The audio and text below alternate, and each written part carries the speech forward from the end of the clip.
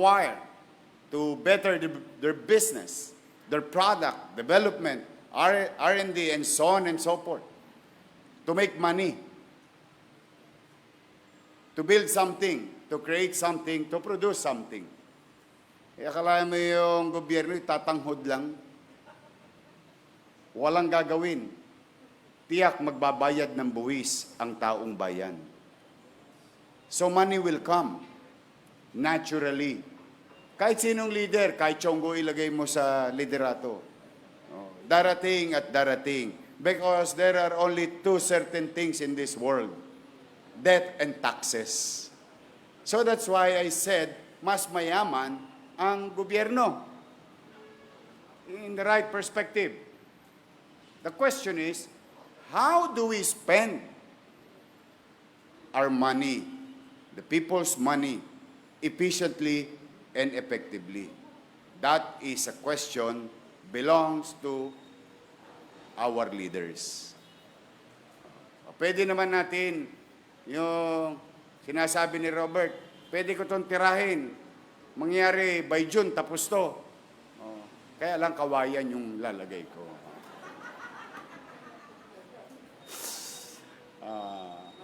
Kaya lamang, kaya tayo nagseremonya ngayon. Para pag-alabin ulit ang damdamin ninyo. Kasi marami sa inyo, lalo yung mga nanay ninyo, yung mga teacher ninyo, na parang nawawalan ng pag-asa. Na para bang, kailan?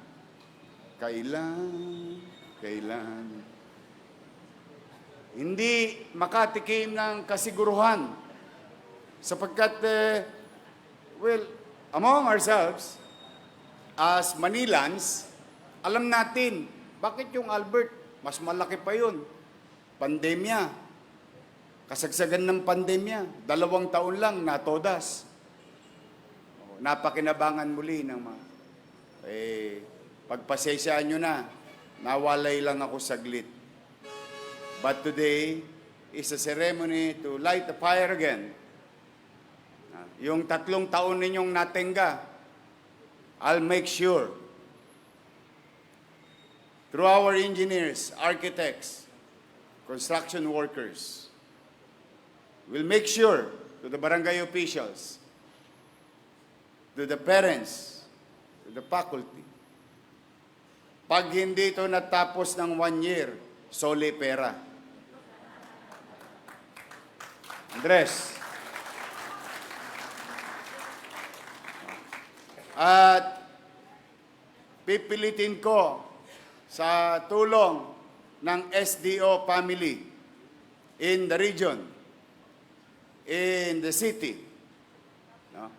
By the time dumating kayo dito, notebook na lang ang dala nyo. No more earth movement, no more disarray. You're just gonna sit on an upscale public education classroom. In my own little way, I will move heaven and earth. As I have promised, ito alam ng mga chairman, marami sa kanila nakapakinig sa akin nung kampanya, at saka yung mga taga-Sampaloc. Totodasin ko to ng December 2026. Yun ang pangako ko.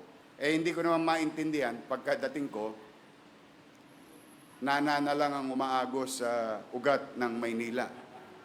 Wala nang dugo. But then again, I have to give it to people, to the SDO family, to the board. We really tried our best na magsobe, magtabi, because it is a commitment publicly stated by yours truly in the last election. And we will fulfill that promise, as like what the Vice Mayor said. No?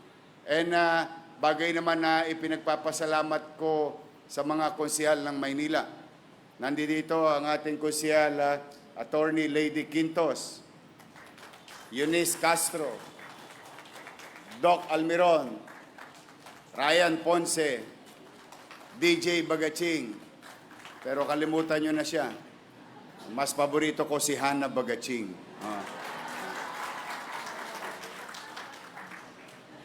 Boundary ka na naman.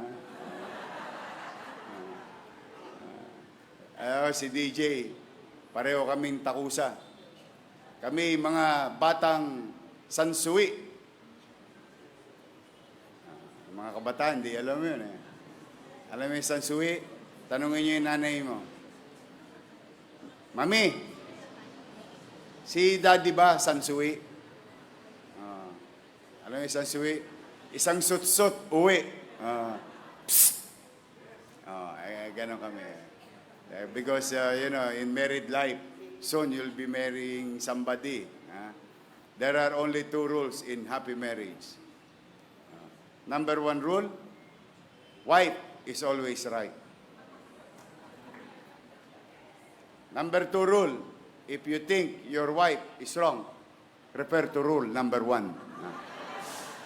Happy wife, happy life. But I am more excited and happy for the students of Magsaysay and the faculty and to the community.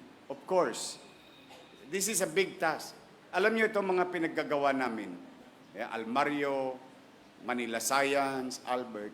Ano yan eh? Masyadong mataas na pangarap sa isang pampublikong paaralan. But then again, as I have said, bakit? May pera naman tayo eh. Di gawin natin, when we try to cure and address the universally accepted student-teacher ratio in a classroom, we don't address it for today. We must address it 10 years from now at isabay natin yung population growth sa construction growth of space. And before we know it, come the next leaders who will follow me, will have a better school environment to lead. Ganun na talaga ang pagpaplano. Unang-una, mahal ang lupa sa Maynila. Mura ba lupa sa Maynila? Ako, napakamahal. Kaya dito, kahit easement, nagkakatalo. Kaya nga bangketa dito, nakakahoy eh. Kasi sayang din yung 1 square meter. But the thing is, you can just focus the resources, address one problem at a time, continue and consistent and put persistency in the program. Before you know it, madami na pala. Kaya sa aming Congresswoman Maceda, maraming salamat sa pakikisa sa programa pang-edukasyon. Sa ating mga principal, to the DepEd family, to the SDO family, to the faculty. Nadali nyo na yung allowance. Nakuha nyo na. Huwag magalala. I-update ko lagi. And soon, kami ni Ma'am Gayola, may pinag-uusapan na kanina, yung endgame ko. You know, you may look at this by its face where I am trying to confront the universally approved, acceptable student-teacher ratio. But may endgame to. Because we created space, and someday, somehow, malay ninyo, makarinig kayo ng teacher na may condominium na 2-bedroom. Malay nyo. Because, tingnan ninyo kay snowball yan. When you plan ahead, when you plan things, ano yung subsequent effect or ripple effect na pwedeng mangyari? That will bring us another confrontation with the social perennial problem by doing one thing. Kaya yung madalas ko pong sabihin na pumanatag kayo, mag-iinam ako, sisinupin ko.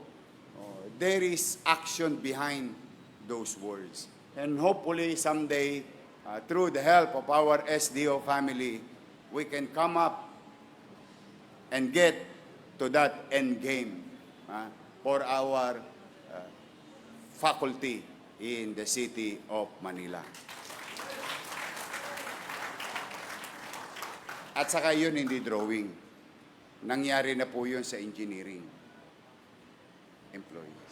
Nangyari na po yun sa Manila Health Department. You heard it already. You saw it already.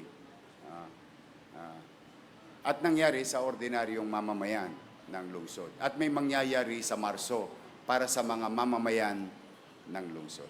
So, again, let me repeat. Pumanatag kayo, ano man ang maliit na kakayanan ng ating lungsod. Under our watch, we'll spend efficiently and we'll invest. Continue to invest to NBN. MBN. Doon lang tayo. Hindi na ako yung mga palamutit, halamanin, bulaklakin, pakislap-kislap, ang tawag ko lang dyan, Ajinomoto. Umami. Pampasarap ng lasa. But the main ingredients in the addressing the quality of life, pagpapataas ng kalidad ng pamumuhay ng tao, yun ang ating pupuhunanan. MBN, Minimum Basic Needs. Education, healthcare, housing, and jobs. These are the 4 pillars. The way I look at it, and I may be wrong, but as far as my experience is concerned, as far as the data and science of governance, this is what you call the real, true poverty alleviation. Pagpapataas ng kalidad ng pamumuhay ng iyong nasasakupan. Maaliwalas na pamayanan, may kapanatagan, at may programang pangkasalukuyan, may programang pangmatagalan. So, doon po tayo. Kaya, again, to the project manager, to the vice mayor, Engineer Andres, to our principal, to our superintendent, to our congressman, councilors here. We, your principals, and SDO family, in government, magbubuti kami. Oh. Kayo ba'y may jacket na? Wala kayong jacket? Bigyan ng jacket yan. Kasi, pag soak pa nyo next year. Tapos, lastly, on the side, ewan ko kung napansin nyo lang, mga chairman, for sure, naggawa na rin kayo ng mga event dito nung araw. Ito, alam to ng mga teacher, mga estudyante. Napansin nyo, maliwalas. Yung hangin, tagos-tagos, the way it was in Albert. Kasi that's supposed to be maliwalas. Baka mamaya, may soccer player pa sa inyo pagdating ng araw. Walang sinabi yung eskwela ng anak ko. Xavier, doon ako nangopya, yung Xavier School. Mas maganda pa kayo sa Xavier School. And if I may share to you one of those discussion, why am I building this much for public education system? Alam nyo, anong dahilan ko sa kanila? Ako, hindi ako pinalad.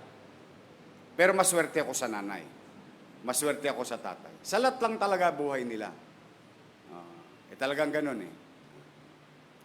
Pero yung mga anak ko, pinalad na. Abe, bakit? Pinalad na ako eh. Hindi na nila natikman magbatuhan ng fried chicken araw-araw. Kami, kahit kami mahirap, ang Chicken Joy sa amin, sasawa kami. Chicken Joy sa umaga, Chicken Joy sa tanghali, Chicken Joy sa gabi. At may merienda pa kaming champ. Pero hindi yun na-experience sa mga anak ko. Ang na-experience sila, maayos na buhay. Kaya sabi ko sa kanila, yun na-experience ang anak ko sa pribadong paralan. Maramdaman ng mga magulang na ma-experience din ng anak nila. That is our aspiration. That is our dream. Kaya po sa mga teacher, maraming salamat sa pagpapasensya ninyo. Sa mga bata, ay patawarin nyo na ang lungsod ng Maynila. Hindi ko kayo interes pagtayin ng mga nagdaang panahon ng 3 taon. It is not the intention. The intention is to finish it in 2 years. But today, I guarantee you, thank you sa inyo't ginawa ninyo kung mayor. Thank you very much. Now, I assure you, next year, on the same time, we will inaugurate Magsaysay High School. So muli, Ma'am Ridel, sa po ng iyong kasamahan, ay lagi po kayong welcome sa Maynila. Sabi nga ng mga principal, sana all, sana tondohay naman next time. 209 fully air-conditioned academic classroom. Bagay, pamilyar na dito mga estudyante ng Magsaysay. Auditorium.